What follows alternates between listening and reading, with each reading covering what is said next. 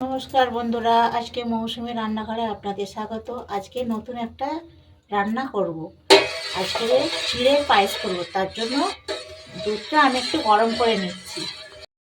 দুধ ফুটে গেছে, এবারে চিড়েটা ধুয়ে রেখেছিলাম, চিড়েটা দিয়ে দেব।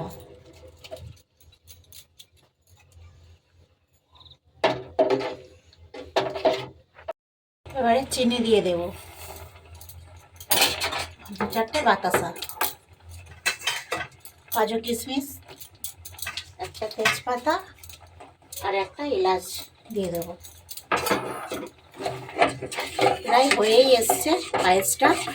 আপনারা পুজো পাঠে, পুজোর সময়তে পায়েস, আমরা যে গোবিন্দভোগ চালের বানাই, আপনারা চিড়ের পায়েস করেও ঠাকুরকে ভোগ দিতে পারবেন।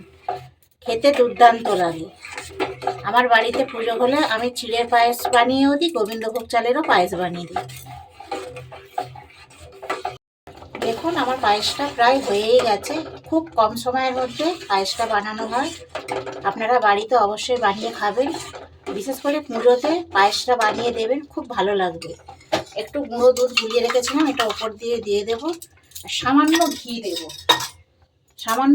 একটু সেন্ট হওয়ার জন্য। আমার রান্নাটা ভালো লাগলে অবশ্যই একটা লাইক, শেয়ার, কমেন্ট করবেন। আর আমার সাথে থাকবেন, পাশে থাকবেন চ্যানেলটি।